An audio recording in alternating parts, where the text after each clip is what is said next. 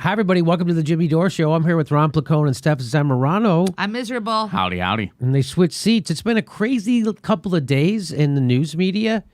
For instance, Chris Hayes actually did a report on Israel killing Palestinians in Gaza, and he did it accurately. It was only 3 minutes, but he did it. And he hasn't been fired yet, but I'm guessing that was a tough meeting after that show. So I'll do another video about that, but I want to do this video. I want to do this video. I told you it's been a strange couple of days. Chris Hayes tells the truth about Israel-Palestine. Tucker Carlson stands up against the war. Standing up, telling the truth about Trump's war. You think I'm kidding? Let's watch. This is unbelievable. So this is how bad the news media is. This is how horrible they are. Fox News is now the beacon of reasonable thought on war. Tucker Carlson does a great job on this, actually. So it just goes to show you he could do a great job all the time if he wanted.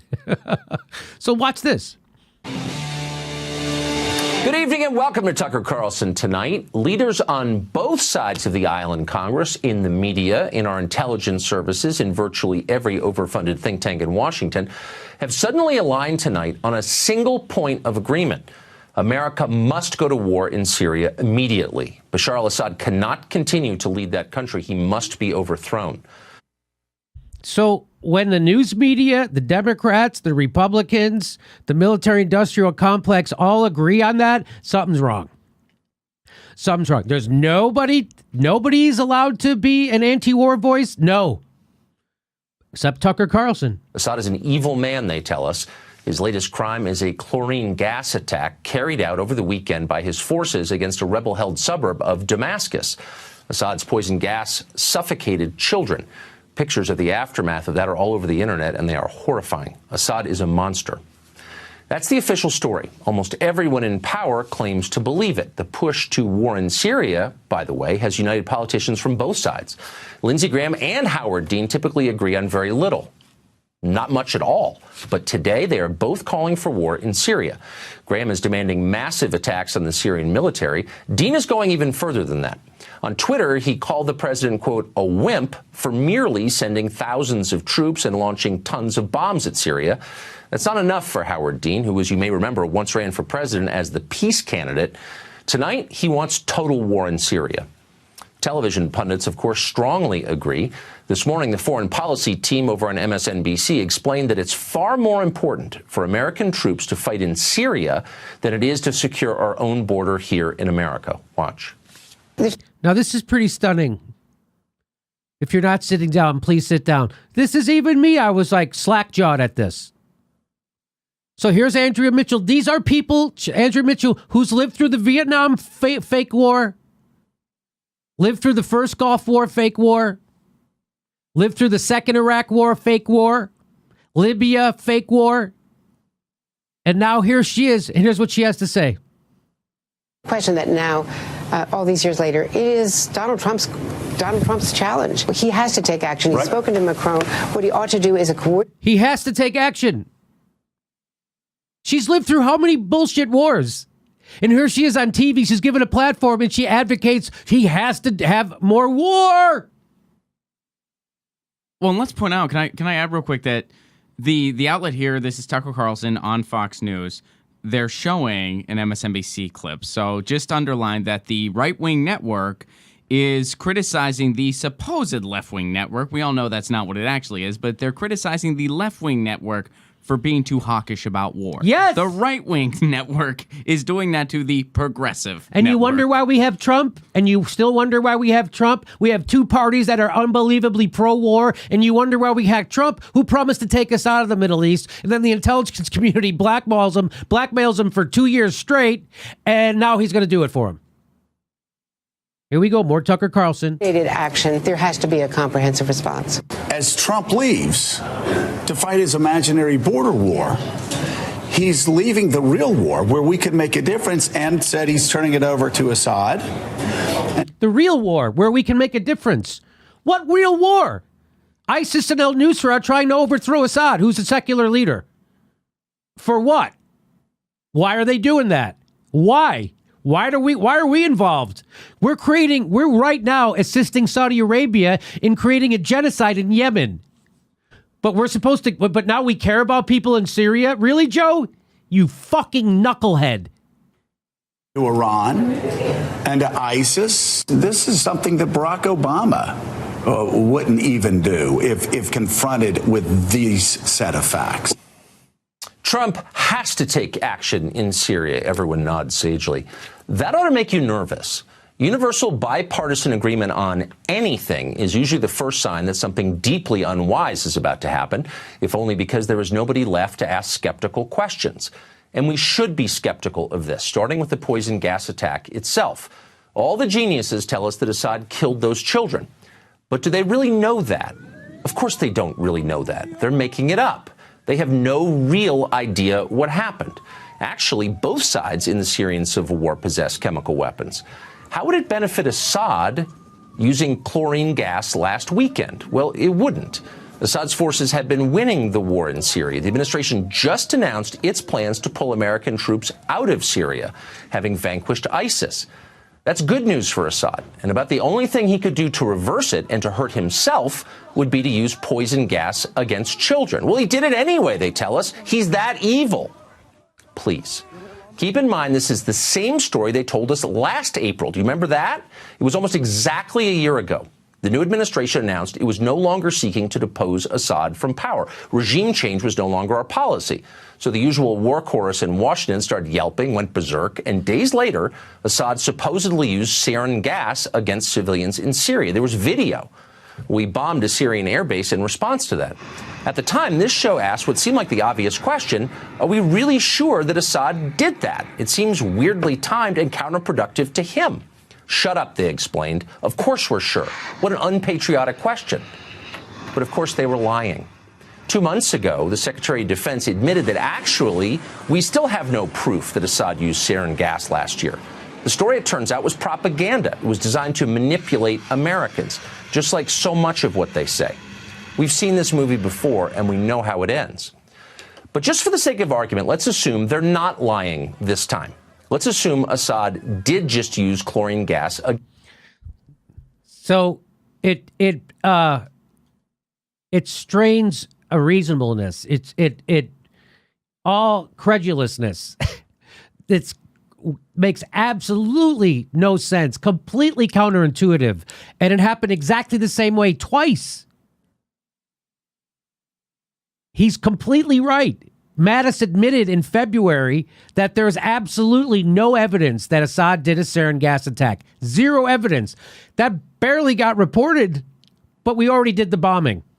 And now here's all these assholes on TV, the same assholes who said we needed to go into Iraq the first time, the same assholes who said we had to go into Iraq the second time, the same assholes who said we had to go into Libya, the same assholes who said we should stay in Afghanistan, and now the same assholes are saying we need to do this again.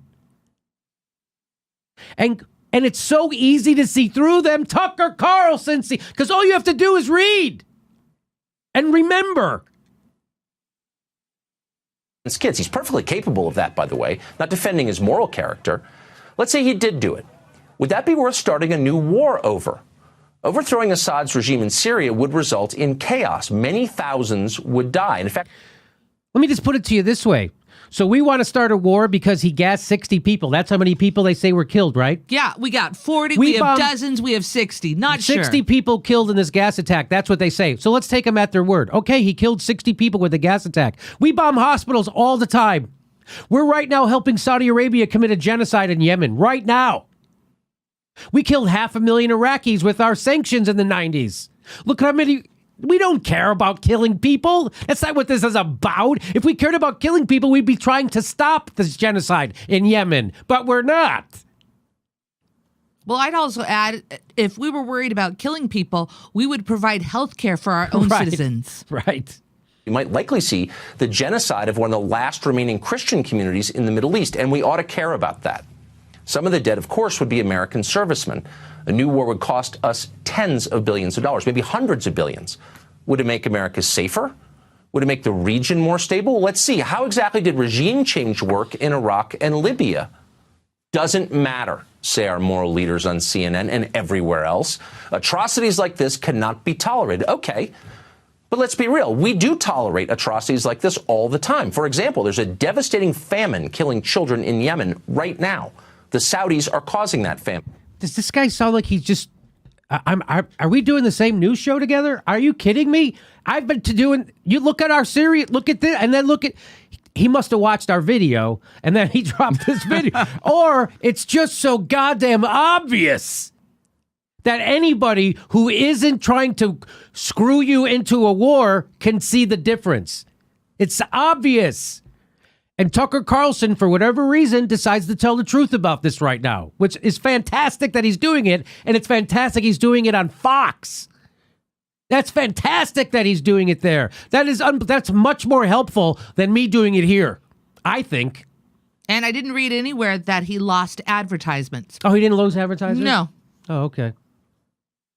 Should we drop tomahawks on Riyadh in response? Not until it's on YouTube, apparently. When you conduct foreign policy by viral video, pictures are essential. But in real life, Syria is a highly complicated place. With Assad gone, who would run it exactly? Do we have another strongman in place to install? Or is it our hope that a stable democracy will magically appear in the wake of this protracted civil war? And who exactly are these moderate rebels you're always hearing about, the ones that we're supporting with your tax dollars? Well, a lot of them turn out to be Islamist crazies. For example, the city where the chemical attack just occurred is mostly controlled by the Army of Islam. It's a radical group that has called for establishing an Islamic state under Sharia law in Syria. That group's founder called for exterminating all Shia Muslims and Alawites from the country. But we're supposed to wage a new war on this group's behalf. Why is that exactly? Back in 2013, when the Syrian civil war was still in its early days, one onlooker weighed in on Twitter. Here's part of what he wrote, quote, "We should stay the hell out of Syria. The rebels are just as bad as the current regime. What will we get for our lives and billions of dollars?" I wonder who that Twitterer was. I bet I know who that Twitterer was. Let's see if you can guess. In another tweet, he said this, quote, "Let the Arab League take care of Syria. Why are these rich Arab countries not paying us for the tremendous cost of such an attack?" And in yet another tweet, he said this, "What will we get for bombing Syria beside more debt and a possible long-term conflict?" Of course, you know who wrote that. It was Donald Trump. And he was right. And that's one of the reasons he got elected president. And now the same people who brought you a dying American middle class, undefended American borders, and endless pointless wars in countries you could not find on a map are telling the president he's got to depose Assad for reasons that are both unclear and demonstrably dishonest. And by the way, it may happen. But before it does, Congress ought to consider a brand new constitutional amendment. Let's call it the Lindsey Graham Amendment. And here's what it would say. Congress shall topple no government until it finishes rebuilding the last government it toppled. And furthermore, talk show generals shall be required to personally visit the battlefield of every war they advocate for. End of amendment. That would have an immediate and positive effect. Let's hope it passes. That last part was awesome. Dude, this whole segment, when I saw this, I sort of, and still, I mean, I've watched this video several times now, and every time, especially when he mentioned the bipartisan part, it blew my mind, because one of the things I say these days, I'm like, you know, whenever I hear bipartisanship now, I think the Republicans have a really bad idea, and the Democrats are going to help them sell it. That's what I hear when I hear bipartisanship these days. Mm-hmm. And he said, whenever you hear that, be skeptical right now. I'm like, this is Tucker Carlson. And you know who else said that? George Carlin. Yep. George Carlin says bipartisan means there's an extra big screwing coming your way. Yeah. Or something like that. I'm sure I'm. But I'm more used to agreeing with George Carlin. Yeah. That's pretty regular for me. Tucker Carlson, not as much. So why? So I don't even care why Tucker feels free to tell the truth about this, because he's going against the president. Because the president's vowing to bomb. He bombed last time, and it was wrong. And I love what he says. Oh, let's believe them. So what about the last time we unseated a leader? What happens how did that go? And the generals would come on. I would add a little bit to that. Not only do they have to go to the battlefield, the generals, but B, they have to divulge who they're being paid by, because they're all being paid by defense contractors to advocate for war, just like they did all the time. But they don't tell you that. They don't tell you when they bring a general on the news that he's being paid by a defense contractor to advocate for more war, which is why the news sucks and which is why we have a show. Look at Tucker Carlson.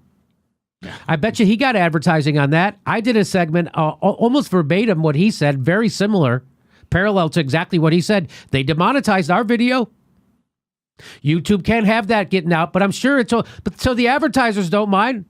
They've advertised on Fox News. They don't have a problem with Tucker Carlson doing this report. YouTube and Google does. YouTube and Google does. Wow. Yeah. Wow. Talk about war making strange bedfellows.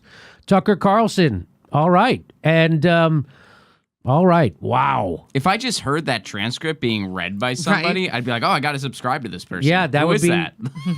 Well, it's just amazing how he can, he's actually done great work on Russiagate. Tucker Carlson, he's done great work on this BS Syrian war. So that's how bad everyone is being, that it falls on people like me and Tucker Carlson to tell the truth about war. When it hinges on me and Tucker Carlson to tell you the truth about war, we're in fucking trouble. We're going to be in another war. We're in that war, by the way, already. We're in that war. We're in how many wars right now? 7, 8, who knows, really? A lot of Who's them are counting? secret. We don't find out until we have soldiers that get killed there. Then we're like, oh, yeah, we're in Niger. Did we tell you? Oh, yeah, we're back in Somalia. I don't know if I said anything. Whew. Wow. Wow. Wow. And there's a lot of people who will shame me for playing a Tucker Carlson video. There's a lot of fucking morons out there who have their head so far up someone's neoliberal ass that they're going to actually castigate me for telling the truth about war. And I don't care who else is against war. I'm with those who are against war. Hillary Clinton gets to be in bed with Henry Kissinger. Nobody had a problem with Hillary Clinton saying Henry Kissinger is her friend, a fucking war criminal. Nobody has a problem with being friends with George Bush, a war criminal. If I'm going to lie with someone like that, it's going to be someone who's against war. But you watch the comments, watch the morons, watch the idiots, watch the people who are a cancer on this fucking country. These people who cheerlead the establishment into war again. Wow. And you wonder why we can't have nice things? It's because those kind of people are so fucking stupid. Tucker Carlson and me, a dumb jagoff nightclub comedian, can easily debunk this. Easily. And you're telling me Joe Scarborough, you're telling me Andrea Mitchell doesn't know better? Is she really that stupid? Is Rachel Maddow really that dumb? Honestly, is Anderson Cooper really that dumb? Wolf Blitzer is. Is Anderson Cooper really that dumb? Come on. Do you they've just watched us go into how many illegal wars? We're still in Afghanistan fucking 18 years later. 17 years? I'm not a math surgeon. Going on 18. Going on 18. Yeah. Jesus Christ, help us all. So you're not going to get the truth like that. You get it on Fox News of all places on Tucker Carlson's show. Unbelievable. Everybody says Shep Smith's the truth teller over there. I didn't see his video. Maybe he did one. I didn't see it. Have you seen the Shep Smith video? I've not seen anything. That's from him, anti-war? no. I haven't seen it either. The only frickin' guy in the whole news is Tucker Carlson getting it right. And I'll also mention, because on a previous video, you did say, you were like, hey, if anyone knows anyone else that got it right, please send it to us. We got over, literally, I'm not embellishing, 100 submissions of people saying Tucker Carlson and sending us this video. And then there were a few other, like, there was a German network that got it right, and a few other outliers. But mostly it was, as far as American corporate media goes, everyone was like, Tucker Carlson. Wow. So we have to fight back against the bastards. And the way we can do it on a micro level right here is you support the show by making sure you're subscribed. That doesn't cost you anything. Just check. Make sure you're subscribed and then ring that bell. You have to click that bell so they let you know when we drop a video. Otherwise, they won't tell you because they're already not telling people. You become a patron. We give you hours of bonus material. You all be coming to our live show June 30th in Portland, Oregon. You can do that. Or you can check us out on Saturdays at 2 p.m. We do a live Solid Chat Saturday, 2 p.m. Pacific time. You ask us questions, we'll answer them. That's on Saturdays, 2 p.m. Pacific time. Plus, we're steaming it. We're on Steam It right now. We're steaming it right now. Thanks for your support.